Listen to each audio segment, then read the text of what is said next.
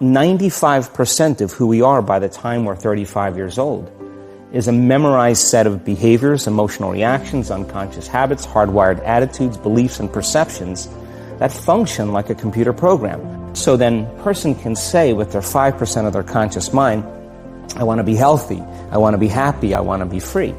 But the body's on a whole different program. People grab their cell phone, they check their WhatsApp, they check their text, they check their emails, they check Facebook, they tweet something, they do Instagram, they check the news, and now they feel really connected to everything that's known in their life. And then they go through a series of routine behaviors. They get out of bed on the same side, they go to the toilet, they get a cup of coffee, they take a shower, they get dressed, they drive to work the same way, they do the same things, they see the same people, they push the same emotional buttons, and that becomes the routine, and it becomes like a program. So now they've lost their free will to a program, and there's no unseen hand doing it to them. So when it comes time to change, the redundancy of that cycle becomes a subconscious program. Most people then wait for crisis or trauma or disease or diagnosis. They wait for loss, some tragedy to make up their mind to change. And my message is, why wait? And you can learn and change in a state of pain and suffering, or you can learn and change in a state of joy and inspiration. And I think right now, the cool thing is that people are waking up. If you're not being defined by a vision of the future, then you're left with the old memories of the past, and you will be predictable in your life. How you think and how you feel creates your state of being. By closing your eyes and mentally rehearsing some action, if you're truly present, the brain does not know the difference between what you're imaging and what you're experiencing. So then you begin to install the neurological hardware in your brain to look like the event has already occurred. Now, your brain is no longer a record of the past. Now it's a map to the future. And if you keep doing it, priming it that way, the hardware becomes a software program, and who knows, you just may start acting like a happy person. And then I think the hardest part is to teach our body emotionally what the future will feel like ahead of the actual experience. The hardest part about change is not making the same choices you did the day before, period. And the moment you decide to make a different choice, get ready, because it's going to feel uncomfortable.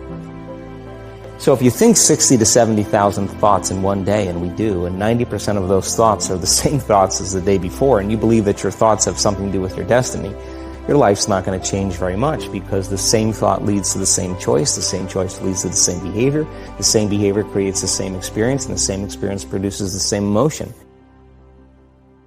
A habit is a redundant set of automatic, unconscious thoughts, behaviors, and emotions that's acquired through repetition. So if you think about it, people wake up in the morning, they begin to think about their problems. Those problems are circuits of memories in the brain. Each one of those memories are connected to people and things at certain times and places. And if the brain is a record of the past, the moment they start their day, they're already thinking in the past. Each one of those memories has an emotion. Emotions are the end product of past experiences. So the moment they recall those memories of their problems, they all of a sudden feel unhappy, they feel sad, they feel pain. Now, how you think and how you feel creates your state of being. So the person's entire state of being when they start their day is in the past. So what does that mean? The familiar past will sooner or later be predictable future.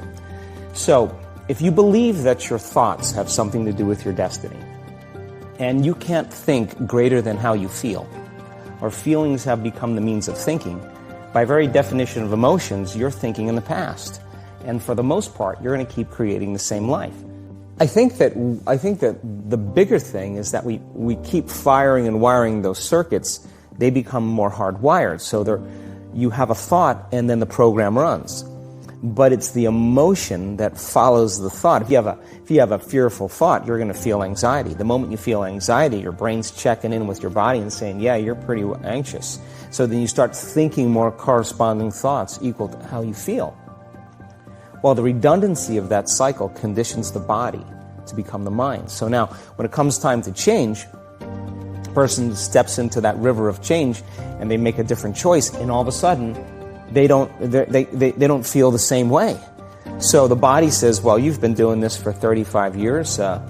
you're going to just stop suffering and stop feeling guilty and stop feeling shameful, and you're not going to complain or blame or make excuses or feel sorry for yourself. Well, the body's in the unknown. So the body says, I want to return back to familiar territory.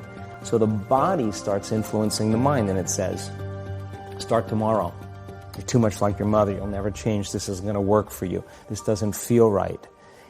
And so if you respond to that thought as if it's true, that same thought will lead to the same choice, which will lead to the same behavior, which will create the same experience, which will produce the same emotion. The stronger the emotional reaction you have to some experience in your life, the higher the emotional quotient, the more you pay attention to the cause. And the moment the brain puts all of its attention on the cause, it takes a snapshot, and that's called a memory. So long-term memories are created from very highly emotional experiences.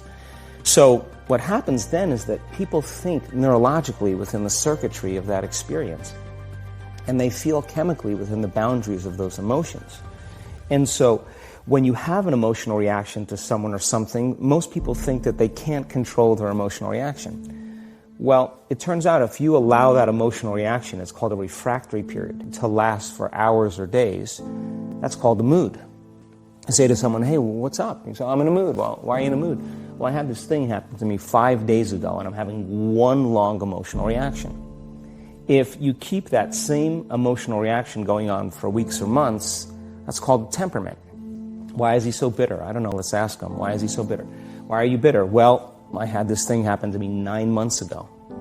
And if you keep that same emotional reaction going on for years on end, that's called a personality trait. And so learning how to shorten your refractory period of emotional reactions is really where the work starts.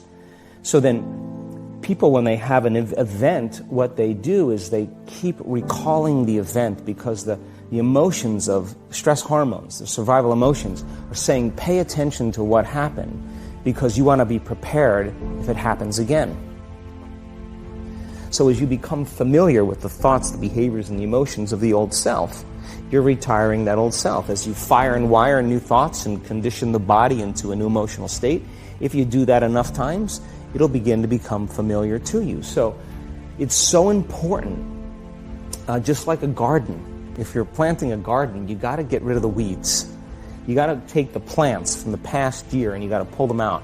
The rocks that sift to the top that are like our emotional blocks, they have to be removed. The soil has to be tenderized and broken down. We have to make room to plant a new garden. So primarily, we learn the most about ourselves and others when we're uncomfortable. All organisms in nature can tolerate short-term stress. You know, a deer gets chased by a pack of coyotes. When it outruns the coyotes, it goes back to grazing and the event is over. And the definition of stress is when your brain and body are knocked out of balance, out of homeostasis. The stress response is what the body innately does to return itself back to order. So you're driving down the road, someone cuts you off, you jam on the brakes, you give them the finger, and then you settle back down and the event is over and boom, now everything's back to normal. But what if it's not a predator that's waiting for you outside the cave, but what if it's your coworker sitting right next to you? And all day long, you're turning on those chemicals because they're pushing all your emotional buttons. When you turn on the stress response and you can't turn it off, now you're headed for disease because no organism in nature can live in emergency mode for that extended period of time. It's a scientific fact that the hormones of stress downregulate genes and create disease, long-term effects. Human beings, because of the size of the neocortex, we can turn on the stress response just by thought alone. We can think about our problems and turn on those chemicals. That means then our thoughts could make us sick. So if it's possible that our thoughts could make us sick, is it possible then our thoughts could make us well? And the answer is absolutely yes.